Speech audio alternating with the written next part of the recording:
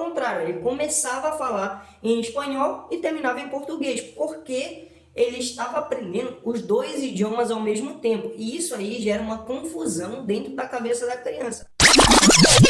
Fala turma do Brilho no Sucrilho, sejam bem-vindos a mais um vídeo. E olha só, hoje a gente vai falar sobre um assunto que foi muito pedido lá no meu Instagram. Aliás, se você não segue o meu Instagram, ó, tá aqui embaixo para você seguir, tá? Foi através de lá que eu descobri esse tema, de tantas pessoas pedirem, eu acabei querendo gravar ele, porque eu acho que isso daqui é a dúvida de muita gente. Somente essa semana, 3 pessoas me mandaram mensagem pedindo esse tema, que é o seguinte: a alfabetização e a adaptação do meu filho aqui no Chile, tá? Hoje em dia, o meu filho ele tem 4 anos de idade, então acho que isso aí é um tema relevante para muitas pessoas. Então eu achei que é relevante a gente falar sobre esse assunto agora, para você ter, assim, pelo menos uma noção do que o seu filho vai passar nessa fase de adaptação, né, cara? Ó, pessoal, e antes de começar esse vídeo aqui, eu quero dizer pra vocês que eu criei um Apoia-se pra... Cara, a meta desse Apoia-se é comprar uma câmera e um microfone para melhorar a qualidade do canal. Então, se você gosta do conteúdo desse canal aqui e quer melhorar pela primeira vez em 4 anos de canal aqui, eu vou dizer para vocês que vocês ajudem o canal a crescer um pouco mais, tá? Porque até o momento eu venho gravando vídeos aí totalmente de graça, sem cobrar nada. Tem muita gente aí que me pede assessoria para fazer documentação aqui no Chile. E o que eu faço com ele? Olha, eu não posso fazer assessoria, mas eu posso te dar algumas dicas de como agilizar o teu processo, tá? Então, eu tô criando essa meta aí para comprar uma câmera nova para melhorar o áudio e o vídeo daqui do canal, tá? Então, se você puder ajudar o canal aí, ajude o canal.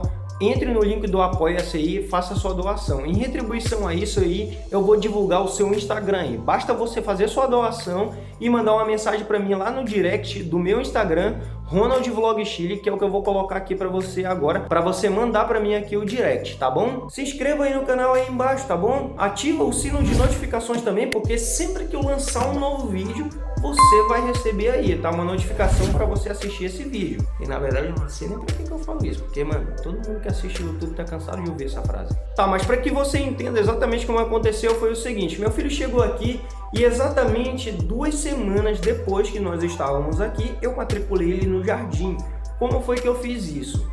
Somente com o passaporte dele, eu fui no jardim que eu escolhi e perguntei se tinha uma vaga. Aí eu perguntei: o que precisa para matricular meu filho aqui? Ela falou: preciso apenas do passaporte dele com o estampado de visto de turista.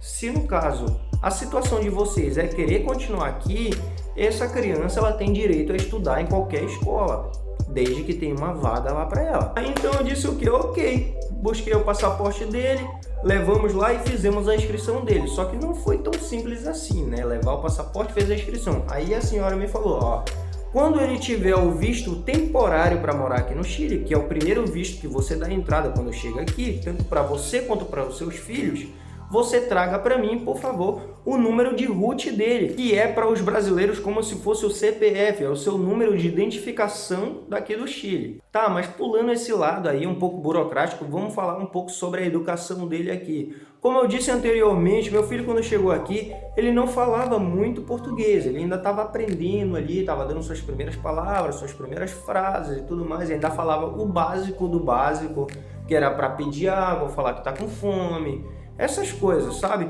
Ele ainda falava assim, alguma coisa e tudo mais, mas ainda muito básico. Uma criança de 1 ano e 2 meses, ela não fala tanto, entendeu? Ela ainda está na fase de aprender a falar. E eu acredito até que isso ajudou ele a se adaptar melhor quando chegasse aqui. Por quê? Porque já que ele não falava tão bem o português, ele ia ter uma facilidade maior de aprender o espanhol. Porém, o que eu percebi foi que isso acabou confundindo a cabeça do meu filho e fazendo com que ele aprendesse os 2 idiomas ao mesmo tempo, que nesse momento exato aqui, eu acho que foi beneficial para ele, mas naquela época eu pensava assim: não, vai fazer mal para ele, o menino tá aprendendo espanhol, português e tudo mais. Cara, agora meu filho tem 4 anos e eu já acho que foi bom para ele ter chegado nessa idade, tá bom? Mas antes de chegar nessa parte aí, eu vou continuar a história, tá? Meu filho continuou indo pro jardim e tudo mais, já estava aprendendo suas primeiras frases, suas primeiras palavras. E no jardim, uma criança que tem 1 ano e 2 meses, ela não faz muita coisa assim que seja realmente de alfabetização. Ela vai desenhar, ela vai brincar. É mais para passar o tempo e deixar os pais trabalharem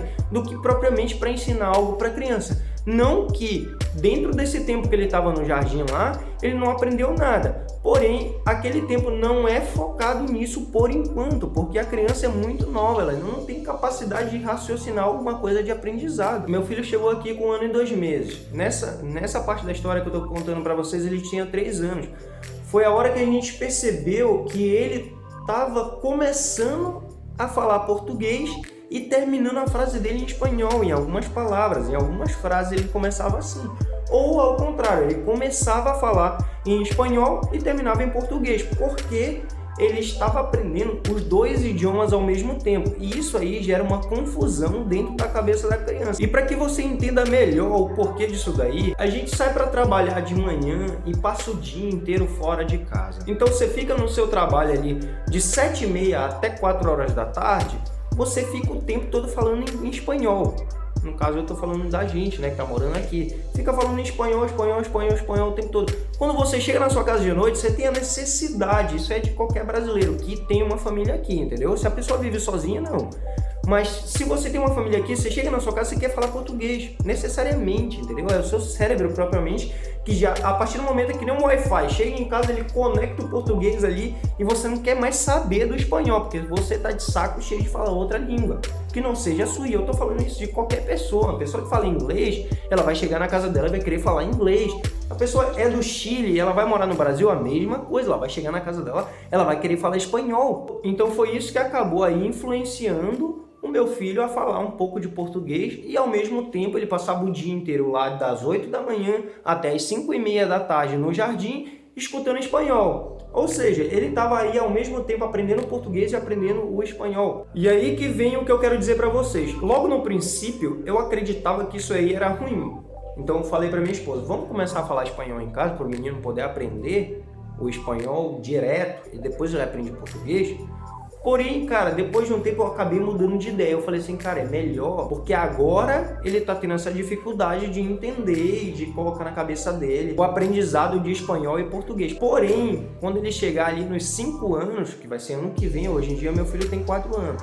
Quando ele chegar nos 6 anos, que vai ser a fase da alfabetização aqui no Chile, que é quando ele já passa já do jardim para a alfabetização, acredito eu que para ele vai ser mais fácil, porque ele vai começar a aprender a gramática do espanhol e vai escutar em casa o português. Porém, ele vai escutar em casa o português falado e não técnico, entendeu? Não a gramática do português, que todos nós sabemos que o português é bem mais complicado a gramática. Então, por isso que eu acabo mantendo isso. Ó, em casa a gente fala português, quando a gente estiver na rua a gente fala espanhol.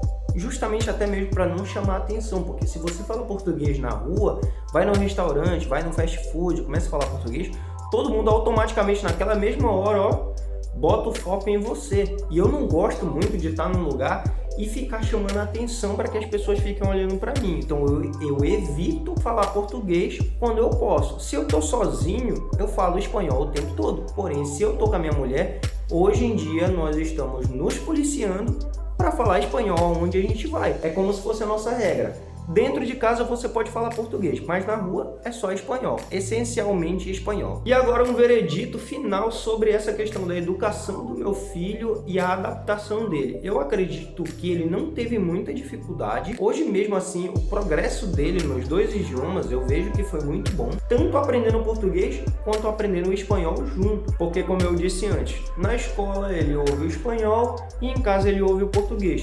Nesse tempo agora que nós estamos vivendo, com todas essas restrições, as escolas paradas e tudo mais, meu filho continua escutando português em casa e com a pessoa que cuida dele enquanto nós trabalhamos, ele escuta o espanhol. Que graças a Deus aí, posso até agradecer a Deus por isso, porque a pessoa que cuida do meu filho hoje enquanto eu trabalho é uma assistente de párvulo do jardim dele. O que é essa assistente de párvulo? É como se fosse uma assistente do professor, entendeu? Então ela ajudava na educação dele lá e hoje em dia ela cuida dele na casa dela. Então por que eu digo que é sorte? Porque essa pessoa que era assistente de párvulo na escola dele é filha de uma pessoa que trabalha comigo. Então a gente acabou conectando uma coisa na outra e hoje eu pago ela para ela continuar cuidando do meu filho. Ajuda ela e ajuda a gente. Mantém as tarefas dele em dia e ainda ensino espanhol para ele, entendeu? Então por isso que foi muito bom. Pessoal aí, ó, chefe de família, eu espero que vocês tenham gostado desse vídeo. E se você gostou desse conteúdo, ó, cadê onde é que tá meu dedinho aqui? Se inscreve no canal aí, ativa o sino de notificações. Olha, chegou aqui a estrela do vídeo. Eu queria fazer xixi, pai. Entendeu? Só isso que eu queria falar. Fala pro pessoal aí, meu filho, foi muito difícil aprender a falar espanhol? Aham. Tu consegue entender quando a tia lá fala contigo na casa dela? Sim. Tudo? Aham. E tu conversa com ela também? É. Conversa? Quando ela fala contigo, tu consegue responder em espanhol? Na outra língua? Pai, alguns minutos. Algumas coisas, né? Aham, algumas coisas. Tá bom, muito bom. Vai lá, vai fazer seu xixi. Tá vendo? Que bom que ele apareceu agora aqui. Ele tá assistindo lá no quarto lá. Então, como eu tava falando antes, se você gostou desse vídeo, ó, se inscreve no canal, ativa o sino de notificações, porque se você não ativar esse sino de notificações, apesar de você ter se inscrito no canal, não vai chegar notificação pra você de que eu lancei um vídeo novo. Até mais e a gente se vê no próximo vídeo.